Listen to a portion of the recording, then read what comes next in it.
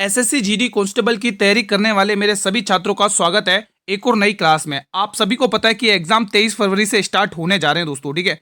अगर आप लोगों के अंदर भी दोस्तों वो वर्दी लेने का जुनून है तो ये क्लास बिल्कुल आप लोगों के लिए दोस्तों, जिसमें हम मॉडल पेपर 19 सॉल्व करने जा रहे हैं, जिसमें हम GK GS, Hindi, math, reasoning, current affair के वो इंपॉर्टेंट क्वेश्चन देखेंगे जो एग्जाम में देखने को मिलेंगे। इसमें प्रीवियस ईयर क्वेश्चन भी बहुत सारे इंक्लूड किए दोस्तों, ठीक है। अगर अपना दोस्तों सिलेक्शन लेना है, अपना सिलेक्शन सुनिश्चित करना है, अपने माता पिता का सपना पूरा करना है तो ये क्लास बिल्कुल आप लोगों के लिए बनी हुई है दोस्तों, ठीक है। पूरी क्लास अटेंड कर लेना, सारे क्वेश्चन आपको अटेंड करने और स्कोर बताना लास्ट में कितना आपका स्कोर हुआ है। पहला क्वेश्चन, निम्न में से किसने 322 ईसा पूर्व में मौर्य साम्राज्य की स्थापना की है? बताइए दोस्तों। संप्रीति मौर्य, चंद्रगुप्त मौर्य, दशरथ मौर्य या शालिकुस मौर्य? सही जवाब आ जाएगा Chandragupta Maurya, option number 20, option number B है दोस्तों, ठीक है। अगला क्वेश्चन देखेंगे, भारत में शुतुरमुर्ग किस काल में पाए जाते हैं? दोस्तों आपके प्रीवियस ईयर क्वेश्चन है दोस्तों, बताइए। ये दोस्तों आपके सिलेक्शन के लिए बहुत इंपॉर्टेंट क्लास है, बहुत रामबाण क्लास है दोस्तों, ठीक है। अब मात्र 23 दिन बचे हुए दोस्तों, इन 23 दिन में दोस्तों आप वर्दी ले सकते हैं दोस्तों। अगर आप डेली क्लास अटेंड करेंगे, मैं आपको सिलेक्शन की ओर लेके जाऊंगा, बस डेली क्लास अटेंड करो। सही जवाब आ जाएगा पूरा पाषाण काल में दोस्तों, ठीक है। अगला क्वेश्चन, जो अपेक्षाकृत कम बोलते हो उस वाक्यांश के लिए शब्द क्या होगा? दोस्तों आपको हर सब्जेक्ट से रिलेटेड क्वेश्चन देखने को मिलने वाले हैं, ठीक है। मितभाषी, मितव्ययी, मिताहारी या मिथ्यावादी? इसका सही आंसर आ जाएगा मितभाषी दोस्तों। दोस्तों एसएससी एमटीएस वाले स्टूडेंट भी इस क्लास को देख सकते हैं दोस्तों, ठीक है। भारत में धर्म की स्वतंत्रता की रक्षा भारतीय संविधान का कौन सा अनुच्छेद करता है? वेरी वेरी इंपॉर्टेंट आर्टिकल है। अनुच्छेद 28, अनुच्छेद 27, अनुच्छेद 26 या अनुच्छेद 25? सही जवाब अनुच्छेद 25 रहेगा, ऑप्शन नंबर डी। ये क्लास डेली इसी टाइम पर आती है दोस्तों। इसके बाद 8 बजे दोस्तों आरआरबी ग्रुप डी के लिए करंट अफेयर की क्लास आ रही है दोस्तों, जिसका कल एग्जाम है। वो स्टूडेंट उस क्लास को जरूर देखेंगे दोस्तों, ठीक है। करंट अफेयर की क्लास तो आप लोग भी अटेंड कर सकते हो दोस्तों, जो जीडी कांस्टेबल की तैयारी कर रहे हैं ना। तो 8 बजे वाली क्लास आज जरूर अटेंड करना, आपके लिए बहुत बेनिफिट होने वाली है, जिसमें हम 100-150 क्वेश्चन डिस्कस करने वाले हैं। निम्न में से कौन सा त्योहार मराठी नववर्ष के रूप में मनाया जाता है?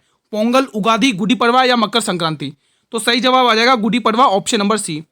अगला क्वेश्चन, शिग्मोम उत्सव निम्न में से किस राज्य में मनाया जाता है? गोवा, गुजरात, हरियाणा या हिमाचल प्रदेश?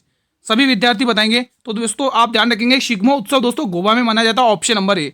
अगला क्वेश्चन देखिएगा, ये आपकी स्क्रीन पर आ चुका है।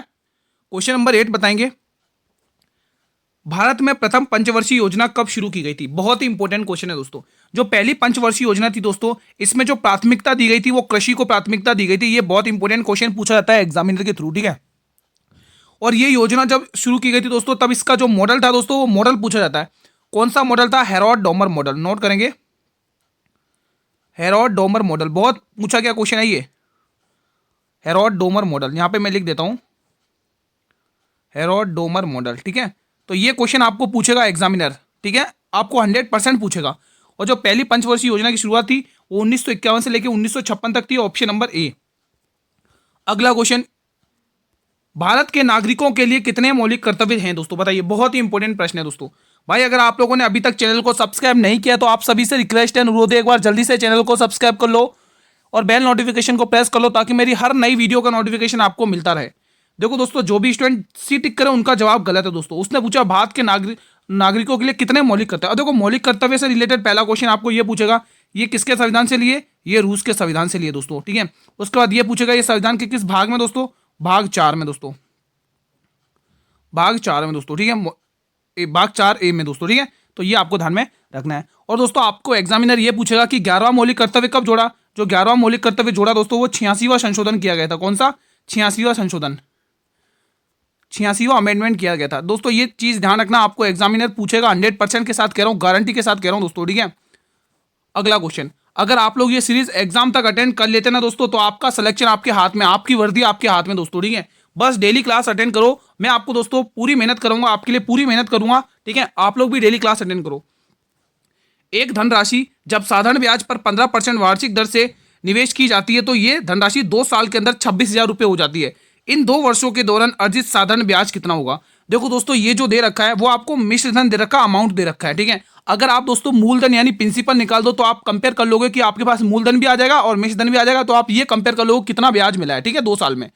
तो आप सभी को पता है कि 15% की दर से 2 साल का जो साधारण ब्याज होता है वो कितना होता है? 30% होता है। कितना होता है मेरे भाई? क्योंकि दर गुणा समय बराबर कितना होता है मेरे भाई? दर गुणा समय बराबर क्या होता है? साधारण ब्याज होता है। तो आपका ब्याज कितना है? 30%। अगर आप 100% इसमें मूलधन ऐड कर दोगे तो ये मिश्र धन बन जाएगा। फिर हम मिश्र धन को मिश्र धन से कंपेयर कर लेते हैं, ठीक है। तो ये दे रखा आपके पास 26,000 रुपये, क्या दे रखा, मिश्र धन यानी अमाउंट दे रखा है। तो अमाउंट को अमाउंट से कंपेयर करो, है ना। तो 30%, 30 में 100% मूलधन जोड़ लो तो ये कितना हो जाएगा, 130%। ये आपके पास आ चुका है दोस्तों, अमाउंट से कंपेयर हो चुका। अब आपको मूलधन निकालना है 100% का मान, ठीक है। तो यहाँ से आप लोग मूलधन निकाल लोगे। तो मूलधन निकालने के लिए दोस्तों एक जीरो से यहाँ से एक जीरो हटाओगे, 13 की टेबल से काट लो, 13 का 13, 13 दूनी 26, 200 आ गया। और 200 को जैसे ही 100 से गुणा करोगे कितना आ जाएगा, 20,000 रुपये। अब आप देख पा रहे होंगे कि आपके पास मूलधन है 20,000 रुपये 2 साल का, ठीक है। और जो मिश्र धन है 2 साल का कितना, 26,000 रुपये। तो आप देख पा रहे होंगे यहाँ पे कितने का ब्याज मिल चुका है दोस्तों, 6,000 रुपये का ब्याज मिल चुका है, ऑप्शन नंबर ए। तो आप इसको इजीली ऐसे क्रैक कर लोगे दोस्तों कम समय में। समझ में आ गया? किसी को कोई डाउट हो तो पूछ सकता है कमेंट बॉक्स में। जनगणना 2011 के अनुसार भारत की अनुसूचित जनजातियों के लोगों की साक्षरता दर कितनी है, बताइए स्टूडेंट्स। 59%, 51.23%, 76.23% या 84.90%। सही जवाब है दोस्तों ऑप्शन नंबर ए। देखो, अगर आपको सिलेक्शन लेना है कोई भी एग्जाम में, अगर आप तैयारी करते हो उसमें सिलेक्शन लेना है तो उसके प्रीवियस ईयर क्वेश्चन का लगाना बहुत जरूरी है। और इस वीडियो में दोस्तों आपको 70-80% दोस्तों प्रीवियस ईयर क्वेश्चन देखने को मिलने वाले दोस्तों, ठीक है। तो आपके लिए कितना बेनिफिट हो जाएगा इस वीडियो से, ठीक है, तो आप भी जानते हैं। छाती पर मूंग दलना मुहावरे का अर्थ क्या होगा दोस्तों, बताइए। झगड़ा करना, गुस्सा करना, कष्ट पहुंचाना या मारपीट करना। तो आप कहोगे गुरुजी इसका जो आंसर आएगा वो कष्ट पहुंचाना होता है, ऑप्शन नंबर सी। आप सभी से अनुरोध है दोस्तों, वीडियो को लाइक कर लेंगे, आपके लिए बहुत मेहनत कर रहा हूं दोस्तों, तो वीडियो को लाइक और शेयर तो कर ही सकते हैं आप लोग, इतना तो ठीक है। आप ही की क्लास है, आप ही का चैनल है भाई, इतना तो कर ही लो। ये वाला क्वेश्चन बताएंगे, निम्न में से कौन सा नृत्य कर्नाटक में कुरुबा पुरुषों द्वारा किया जाता है, बताइए। छऊ, फुगड़ी, बागरुम्मा या डोलू कुनीथा। सही जवाब आ जाएगा मेरे भाई Dollu Kunitha, option number D will be the right answer. अगला क्वेश्चन, एक हैंडबॉल टीम में डैश खिलाड़ी होते हैं, कितने खिलाड़ी होते हैं दोस्तों एक हैंडबॉल टीम में, प्लीज मुझे कमेंट बॉक्स के अंदर बताएंगे। देखो ये क्वेश्चन बहुत इंपॉर्टेंट है और मैं बहुत बार करवा चुका हूं इस क्वेश्चन को, तो आप लोगों का ये क्वेश्चन आ चुका है होमवर्क में। मैं ये देखूंगा कितने स्टूडेंट एक्टिव होते हैं और कितने स्टूडेंट इसका आंसर कमेंट करते हैं दोस्तों, ठीक है। अगला क्वेश्चन देखेंगे, बिल्कुल कॉमन सा क्वेश्चन है ये, ठीक है। निम्न में से किस लोक नृत्य का संबंध महाराष्ट्र राज्य से है, छऊ, मुनारी, पेनका या लेजिम। तो इनमें से देखेंगे तो लेजिम का जो नृत्य है दोस्तों वो महाराष्ट्र में किया जाता है दोस्तों, ठीक है। अब ये अपने आप में एक और बेहतरीन क्वेश्चन आ चुका है, पेशेंस बनाए रखना, अच्छे से सॉल्व करना है, ठीक है दोस्तों। क्वेश्चन पढ़ेंगे, 350 मीटर लंबी एक रेलगाड़ी 1250 मीटर लंबी सुरंग को 80 सेकंड में पार करती है, तो मालगाड़ी यानी ट्रेन की चाल क्या ज्ञात करना है। देखो दोस्तों, जब भी कोई भी ट्रेन प्लेटफॉर्म, ठीक है, प्लेटफॉर्म, सुरंग या फिर दोस्तों कोई भी हाँ बस इतना, ठीक है। हाँ, इसको जब पार करती है, प्लेटफॉर्म या सुरंग को पार करती है दोस्तों, तो उस केस में रेलगाड़ी अपनी लंबाई प्लस उस प्लेटफॉर्म या सुरंग की लंबाई को भी पार करती है दोस्तों, ठीक है। तो ये चीज आपको ध्यान में रखना है। तो अगर आप देख पा रहे हो दोस्तों यहाँ पर 1250 तो दोस्तों वो क्या है, सुरंग है दोस्तों, 1250 मीटर लंबी तो दोस्तों सुरंग है। और रेलगाड़ी की कितनी लंबाई है दोस्तों, 350 है दोस्तों, ठीक है। तो इनको टोटल ऐड कर लोगे तो यहाँ से आपको टोटल दूरी पता चल जाएगी, कितना हो गया दोस्तों, 12, 300, 1600 मीटर, कितना हो गया दोस्तों, 1600 मीटर दोस्तों। अब आपको पूछा दोस्तों चाल रेलगाड़ी की, तो चाल क्या होती है, दूरी बट्टे समय। चाल क्या होती है, दूरी बट्टे समय। और आपको आंसर पूछा किलोमीटर में दोस्तों, ठीक है, किलोमीटर घंटे में पूछा है, तो आपको 18/5 से मल्टीप्लाई करना पड़ेगा। देखो दोस्तों, दूरी कितनी आ चुकी है, 1600 मीटर की, कितनी आ चुकी है, 1600 मीटर। और समय कितना, 80 सेकंड दोस्तों। ये जो आंसर है ना अभी मीटर पर सेकंड में, तो इसको किलोमीटर घंटे में बदलने के लिए आपको 18/5 से क्या करना पड़ेगा, मल्टीप्लाई करना पड़ेगा दोस्तों, ठीक है। अब कुछ कट रहा है तो काट लो। देखो 80 की टेबल से ये कितनी बार जाएगा, 80 की टेबल से ये 20 बार जाएगा, ठीक है। 5 की टेबल से ये 4 बार जाएगा, और 18 चौके 72 होती है, ठीक है। तो इसमें आपको पता चल चुका है कि जो मालगाड़ी है, जो ट्रेन है, उसकी जो चाल है वो सॉरी मैंने कौन सा ऑप्शन टिक कर दिया, 72 टिक करना है ना। तो जो रेलगाड़ी की चाल है वो 72 किलोमीटर घंटे है दोस्तों, ठीक है। Option number D will be the right answer. अगला क्वेश्चन देखेंगे, आपकी स्क्रीन पर आ चुका है क्वेश्चन नंबर 17, बताएंगे आप लोग। अंग्रेजी भारतीय सेना में चर्बी वाले कारतूस से चलने वाली एनफील्ड राइफल कब शामिल की गई, जनवरी 1857, नवंबर 1856, फरवरी 1857 या दिसंबर 1856। तो आप सभी का जवाब आएगा जनवरी 1857। अगला प्रश्न, भारतीय खिलाड़ी गौरव घई कौन सा खेल खेलते हैं, हॉकी, गोल्फ, क्रिकेट या फुटबॉल। तो आप सभी का जवाब आएगा ऑप्शन नंबर बी, गोल्फ। अगला क्वेश्चन, महासु नृत्य शैली का संबंध भारत के किस राज्य से है, कर्नाटक, तमिलनाडु, पश्चिम बंगाल या हिमाचल प्रदेश। तो यह है दोस्तों Himachal Pradesh, option number D. अगला प्रश्न, एक कबड्डी मैच की अवधि कितने मिनट तक होती है दोस्तों, ब्रेक टाइम को छोड़कर बताना आपको, ठीक है। ब्रेक टाइम को छोड़कर बताना है दोस्तों, स्पेशली क्वेश्चन है, पूछा प्रीवियस ईयर क्वेश्चन है। 45 मिनट, 50 मिनट, 30 मिनट या 40 मिनट। तो जवाब आएगा 40 मिनट होती है, ऑप्शन नंबर डी। अगला प्रश्न, भारत में सर्वोच्च न्यायालय के न्यायाधीशों का वेतन डैश द्वारा निर्धारित किया जाता है? भारत की संसद, भारत के राष्ट्रपति, भारत के प्रधानमंत्री या भारत के मुख्य न्यायाधीश? तो सभी का जवाब आ जाएगा भारत की संसद, ऑप्शन नंबर ए। अगला प्रश्न, क्वेश्चन नंबर 22, फसल कटाई उत्सव लोहड़ी निम्न में से किस महीने में मनाया जाता है? मार्च, दिसंबर, अक्टूबर या जनवरी? फसल कटाई उत्सव लोहड़ी निम्न में से किस महीने में मनाया जाता है? तो मेरे भाई ये जनवरी महीने में मनाई जाती है दोस्तों, ऑप्शन नंबर डी यहाँ पे बिल्कुल लॉक कर लें आप लोगों को, ठीक है। अगला क्वेश्चन, दी गई समरूपता के आधार पर नहीं दिया गया कि शब्द अक्षर युग्म उससे ज्ञात करना। मतलब इसमें दोस्तों आपको इसका संबंध इससे है तो उसका संबंध आपको उसी से रिलेशन है दोस्तों, एनालॉजी का क्वेश्चन है कहने का मतलब। अगर आप इनका कोड देखेंगे दोस्तों, अगर मैं इसका कोड दिखाऊं दोस्तों, अगर आप यहाँ पे कोड देखेंगे इसका, अगर मैं इसका कोड इसके सामने लिखता हूँ LEAP, मैंने इसके जस्ट सामने लिख दिया दोस्तों, तो आप यहाँ पर देख पा रहे होंगे दोस्तों, ये जो P था ना पहले नंबर पे वो लास्ट में आ चुका, तो उसी तरह से ये P है ना ये लास्ट में आएगा। P जब लास्ट में आएगा तो ये 2 ऑप्शन तो घर चले गए, जब P लास्ट में आएगा तो 2 ऑप्शन तो अपने घर पे चले गए। अब A है, अब देखो A आया तो यहाँ पे, तो ये अब सेकंड नंबर पे आया तो O आएगा दूसरे नंबर पे, तो OP आएगा लास्ट में, तो OP दोस्तों 2 ऑप्शन में दिख रहा है, ठीक है। अब आप देखोगे दोस्तों LE, अब बचा दोस्तों LE, ठीक है। तो LE में दोस्तों LE ऐसे का ऐसे लिखा हुआ है, LE ऐसे का ऐसे लिखा हुआ दोस्तों, ठीक है। ऐसे आपको ऐसे का ऐसे लिखना है, तो शॉर्प आंसर आ चुका है दोस्तों, क्या आ चुका है? शॉर्प आंसर आ चुका है, सी ऑप्शन को लॉक कर लेना दोस्तों, ठीक है। क्वेश्चन 24, किसी निश्चित सांकेतिक भाषा में डियर को FGCT लिखा जाता है, उसी सांकेतिक भाषा में रीड को कैसे लिखा जाएगा? मेरा एक महत्वपूर्ण प्रश्न है, बताएंगे आप लोग। देखो कोडिंग डिकोडिंग का क्वेश्चन है, डी आता है 4 नंबर पर और एफ आता है 6 नंबर पर, 4 से 6 प्लस 2 यहाँ पर देखने को मिला है। ई आता है 5 नंबर पर, जी आता है 7 नंबर पर प्लस 2 यहाँ पर भी देखने को मिला है।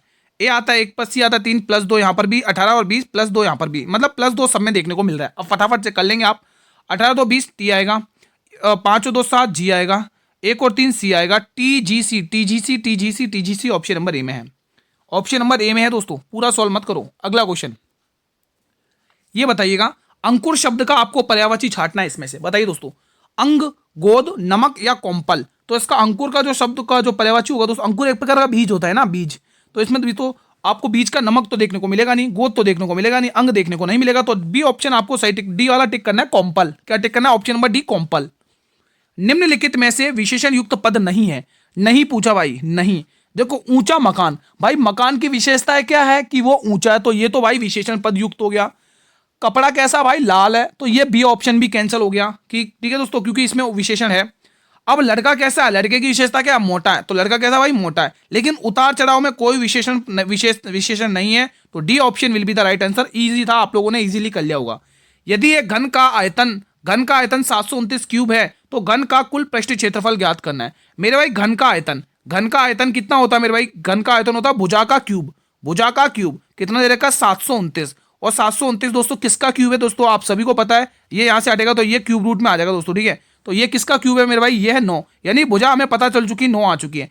अब उस क्वेश्चन ने क्या कहा भाई, जब आपको भुजा पता चल गई तो आप कुल पृष्ठ क्षेत्रफल ज्ञात करके बता दो। तो कुल पृष्ठ क्षेत्रफल क्या होता है मेरा भाई? 6a², ठीक है। तो 6 ऐसे कैसे लिखना है? भुजा का स्क्वायर कितना होता है? 9 का स्क्वायर 81 होता है, और आपको मल्टीप्लाई करना है। तो आप साफ साफ देख पा रहे हो, 8 × 48 और 6 कम 6, तो 86 सेंटीमीटर, ये रहा 86, मतलब 486 centimetre square, option number D.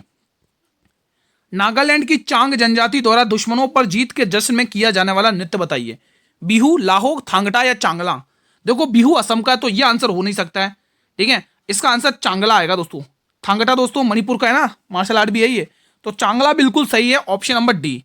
अगला क्वेश्चन देखेंगे आप लोग, कालबेलिया नृत्य किस राज्य की जनजाति से संबंधित है जिसे यूनेस्को की विरासत सूची में शामिल किया गया है? महाराष्ट्र, गुजरात, मध्य प्रदेश या राजस्थान? तो मेरे भाई कालबेलिया दोस्तों राजस्थान का है, ऑप्शन नंबर डी। इसको दोस्तों सपेरा नृत्य भी कहा जाता है दोस्तों, ठीक है, ध्यान रखना। क्वेश्चन 30, नुआखाई त्योहार निम्न में से किस राज्य में मनाया जाता है? ओडिशा, हरियाणा, महाराष्ट्र या राजस्थान? तो आप ये कहोगे गुरु इसका जो ये जो त्योहार है वो ओडिशा राज्य में मनाया जाता है। अगला क्वेश्चन, वर्ष 1971 में प्रथम पुरुष हॉकी विश्व कप की विजेता हॉकी टीम कौन सी है दोस्तों? बताइए, इंपॉर्टेंट क्वेश्चन है दोस्तों इसके बाद मैं करंट अफेयर की क्लास लेके आऊंगा 8 बजे, लगभग 100-150 क्वेश्चन देखने वाले उस वीडियो में, ठीक है। तो आप लोगों को भी वो क्लास अटेंड करनी है दोस्तों, ठीक है, कि करंट अफेयर सभी में सेम रहेंगे दोस्तों, ठीक है। तो आप लोगों को वो क्लास अटेंड करनी है दोस्तों, एसएससी जीडी वाले स्टूडेंट को कह रहा हूं दोस्तों, ठीक है। आंसर आएगा ऑप्शन नंबर डी, पाकिस्तान, क्योंकि दोस्तों कल से ग्रुप डी के एग्जाम स्टार्ट है भाई, ठीक है। तो उनके लिए करंट अफेयर की क्लास बहुत जरूरी है। निम्न में से कौन मौर्य साम्राज्य का दूसरा शासक था? अशोक, बृहद्रथ, बिंदुसार या चंद्रगुप्त मौर्य। दोस्तों देखो पहले नंबर पे कौन थे दोस्तों, चंद्रगुप्त मौर्य थे दोस्तों, ठीक है। उसके बाद दूसरे नंबर लेते हैं दोस्तों कौन, बिंदुसार। दोस्तों कौन टिक करते हैं, बिंदुसार। और बिंदुसार के बाद अशोक इनका पुत्र बनता राजा, ठीक है। अगला क्वेश्चन देखेंगे, गुजरात विजय की यादगार में अकबर ने किसका निर्माण करवाया था। वेरी वेरी इंपॉर्टेंट है दोस्तों, बताइए। सीधी बख्शी, बुलंद दरवाजा, जामा मस्जिद या बड़ा इमामबाड़ा। सही जवाब आ जाएगा बुलंद दरवाजा। ऑप्शन नंबर 20 का बिल्कुल सही जवाब है। अगला क्वेश्चन देखेंगे यहां पर आप लोग, रामचरितमानस के लेखक तुलसीदास किसके शासनकाल से संबंधित थे, बताइए। अकबर, हर्षवर्धन, वाजिद अली शाह या चंद्रगुप्त विक्रमादित्य। सही जवाब क्या आएगा बताइए। तो ये अकबर के समकालीन थे मेरे भाई, अकबर के समकालीन। अगला क्वेश्चन देखेंगे आप लोग, वेटिंग फॉर दी महात्मा पुस्तक के लेखक कौन है। बेहतरीन क्वेश्चन है भाई, बेहतरीन क्वेश्चन है, बताएंगे आप लोग। अमृता प्रीतम, शशि थरूर, आर के नारायण या वी एस नायपाल। बताएंगे क्या आंसर होने वाला आप लोगों के लिए इसमें। वेटिंग फॉर दी महात्मा पुस्तक के लेखक कौन है, तो इसके लेखक कौन है मेरे भाई, आर के नारायण। यहां पे सी ऑप्शन को टिक कर लेना मेरे भाई। अगला क्वेश्चन देखेंगे आप लोग, बेहतरीन क्वेश्चन है दोस्तों, मैथमेटिकल ऑपरेशन है रीजनिंग का दोस्तों, ठीक है, गणितज्ञ क्वेश्चन शानदार है। देखो प्लस को उसने कहा है भाई माइनस लिखना है, गुणा को उसने कहा भाई भाग लिखना है, भाग को उसने कहा प्लस लिख लो और माइनस को गुणा लिख लो। चलो सॉल्व कर लेते हैं क्वेश्चन को। 252 एज इट इज। अब सबसे पहले आया गुणा, और गुणा को उसने क्या, गुणा को लिखना है भाग, ये भाग लिख लो।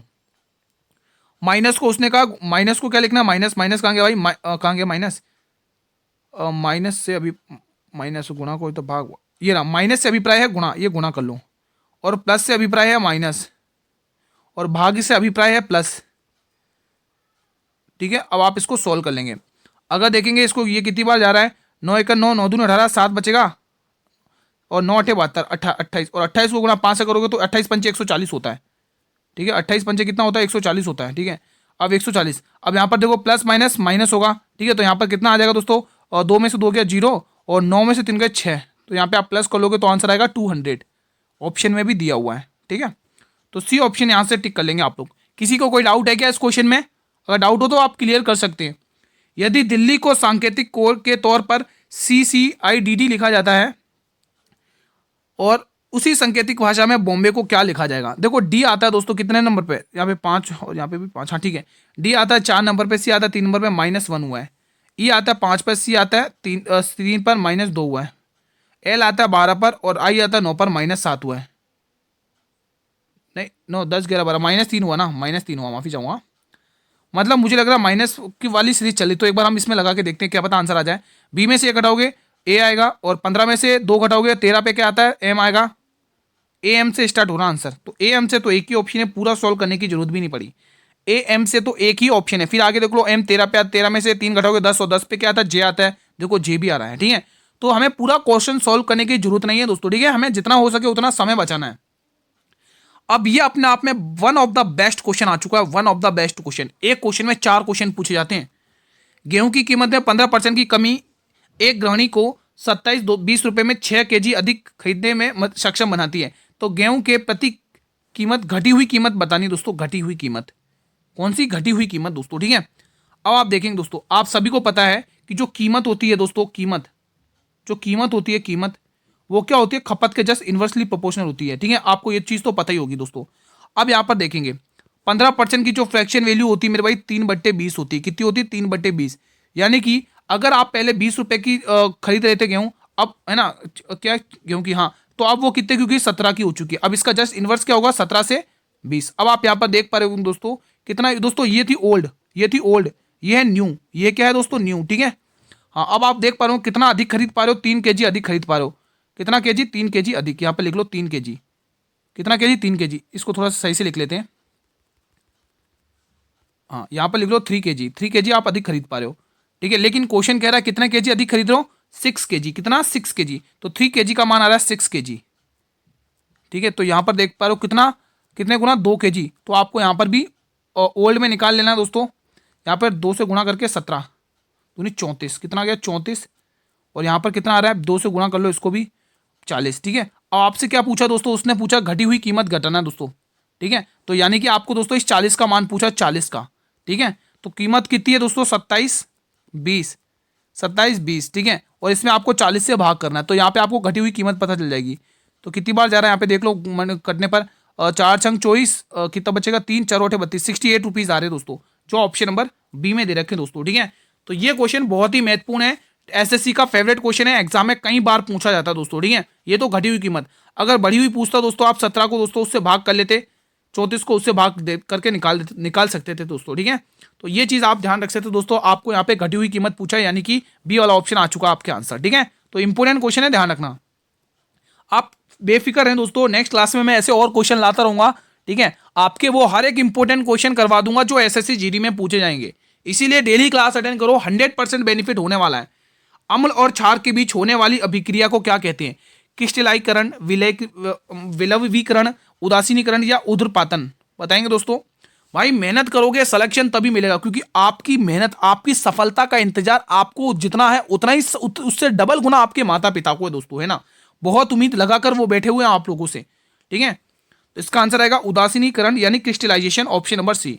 अगला क्वेश्चन, क्रिस्टलाइजेशन क्या, न्यूट्रलाइजेशन। ठीक है, Rockies, Andes, Atlas, Alps, Himalaya आदि किस प्रकार के पर्वत हैं? ब्लॉक पर्वत, वलित पर्वत, अवशिष्ट पर्वत या इनमें से कोई नहीं? तो आप लोग कहोगे गुरु ये वलित पर्वत है, ऑप्शन नंबर बी। अगला क्वेश्चन, लतीफ खां का संबंध किस वाद्य यंत्र से है? वीणा, तबला, सारंगी या मृदंगम?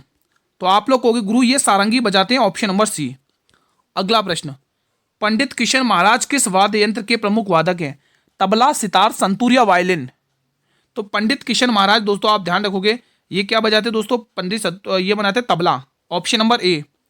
अगला प्रश्न, अब ये अपने आप में बेहतरीन क्वेश्चन है, उसने आपसे माध्यिका पूछी है, और मेरे भाई माध्यिका एक प्रकार की औसत होती है, आप लोगों को पता है, और औसत हमेशा कहां पर आता है? बीच में। अब देखो ये क्वेश्चन तो आया, लेकिन बहुत सारे स्टूडेंट इसको कैसे करेंगे, पहले इसको मतलब कि आरोही क्रम यानी असेंडिंग ऑर्डर में जमाएंगे, फिर उसके बाद इनको ऐड करेंगे, फिर दो से जितनी भी संख्या होगी उनसे भाग देंगे, ऐसे लंबी प्रोसेस हो जाएगी।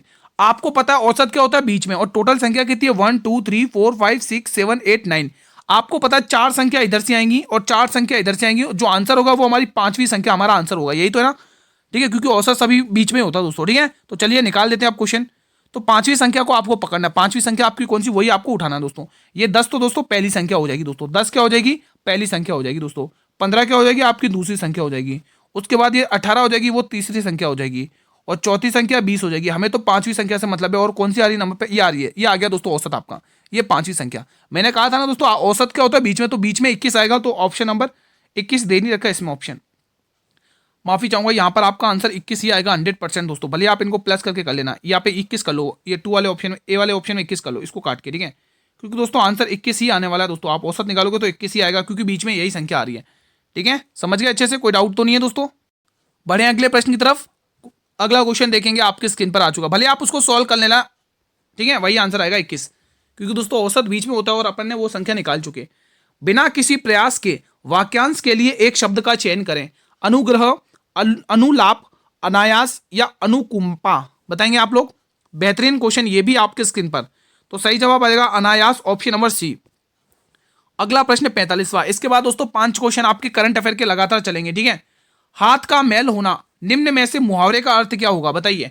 अत्यंत तुच्छ होना, अत्यंत बड़ा होना, अत्यंत खट्टा होना, अत्यंत मीठा होना? बेहतरीन क्वेश्चन है, सही जवाब आ जाएगा अत्यंत तुच्छ होना, ऑप्शन नंबर ए। अगला क्वेश्चन, अब आपके करंट अफेयर के क्वेश्चन स्टार्ट हो गए, 5 क्वेश्चन लगातार। ठीक है, 1 जुलाई 2025 को स्वीकृत प्रधानमंत्री विकसित भारत रोजगार योजना का मुख्य उद्देश्य क्या है? विदेशी निवेश को कम करना, केवल कृषि ऋण प्रदान करना, केवल सरकारी नौकरी को बढ़ावा देना, या 2 वर्षों में 3.5 करोड़ से अधिक रोजगार सृजित करना? जवाब यही आएगा, ऑप्शन नंबर डी। अगला क्वेश्चन, ये प्रश्न बताएंगे, प्रोजेक्ट वीर गाथा 4.0 निम्न किन मंत्रालयों की संयुक्त पहल है दोस्तों? बताइए। युवा मामले एवं खेल मंत्रालय, गृह मंत्रालय और विदेश मंत्रालय, रक्षा मंत्रालय और विदेश मंत्रालय, शिक्षा मंत्रालय और रक्षा मंत्रालय? तो बिल्कुल दोस्तों शिक्षा मंत्रालय यानी धर्मेंद्र प्रधान, और रक्षा मंत्रालय यानी कि राजनाथ सिंह जी दोस्तों। ठीक है, तो ये चीज आपको ध्यान में रखनी दोस्तों। गृह मंत्रालय अमित शाह जी के पास है, विदेश मंत्रालय एस जयशंकर प्रसाद के पास है दोस्तों। ठीक है, तो ये चीजें आपको ध्यान में रखनी है मेरे भाई। अगला क्वेश्चन देखेंगे 48 नंबर का। वैश्विक शांति सूचकांक 2025 में 163 देशों में से भारत को कौन सा स्थान प्राप्त हुआ है? बेहतरीन क्वेश्चन है दोस्तों, बताइए। 120वां, 110वां, 125वां या 115वां? इंपॉर्टेंट क्वेश्चन है दोस्तों, बताइए। तो यहां पर दोस्तों भारत को 115वां स्थान मिला। बेहतरीन क्वेश्चन है दोस्तों, एग्जाम में पूछे जाने योग्य क्वेश्चन है। अगला क्वेश्चन, विश्व खुशहाली रिपोर्ट 2025 में भारत को कौन सा स्थान प्राप्त है? 130वां, 140वां, 145वां या 118वां? तो इसमें दोस्तों भारत को कौन सा स्थान प्राप्त है? 130वां दोस्तों, ऑप्शन नंबर ए इसका सही जवाब हो जाएगा। यह क्लास का अंतिम प्रश्न है। हाल में स्क्वैश वर्ल्ड कप 2025 में किस टीम ने अपनी पहली खिताब जीती दर्ज की है दोस्तों? पहली खिताब भी दर्ज की है दोस्तों। फ्रांस, मिस्र, भारत या पाकिस्तान? तो बिल्कुल दोस्तों भारत, अगर आप टिक कर रहे हो हमारा प्यारा सा भारत, तो बिल्कुल सही जवाब है। ठीक है, तो आज का सेशन मैं यहीं पर वाइंड अप करता हूं। अब आप मुझे बताइए कि आप लोगों ने 50 में से कितने क्वेश्चन किए। आप सभी से रिक्वेस्ट है, प्लीज मुझे कमेंट बॉक्स में बताइएगा दोस्तों। वीडियो पसंद आई तो वीडियो को लाइक कर लेंगे, ज्यादा से ज्यादा स्टूडेंट तक शेयर करेंगे। आप सभी से निवेदन है, वीडियो को लाइक तो जरूर कर लेना दोस्तों। ठीक है, आप ही के लिए तो मेहनत कर रहा हूं इतनी सारी। चैनल पर पहली बार विजिट करो तो चैनल को सब्सक्राइब कर लेना, बेल नोटिफिकेशन बेल को प्रेस कर लेना, ताकि आने वाले हर वीडियो का नोटिफिकेशन आपको यूट्यूब सबसे पहले प्रोवाइड करे। इसकी जो पीडीएफ मिलेगी वो मेरे भाई टेलीग्राम चैनल पर मिल जाएगी, जिसका लिंक मैंने वीडियो के डिस्क्रिप्शन बॉक्स में दे रखा है दोस्तों। वहां से ज्वाइन कर लो और रिवीजन में लग जाओ दोस्तों। ठीक है, इसके बाद आपको करंट अफेयर की क्लास भी अटेंड करनी है। 100-150 के समथिंग में क्वेश्चन करवाने जा रहा हूं दोस्तों, क्योंकि ग्रुप डी का एग्जाम है। ठीक है, तो वो क्लास भी आप लोग अटेंड करना। ठीक है, मिलते हैं नेक्स्ट वीडियो में, तब तक स्टूडेंट जय हिंद जय भारत।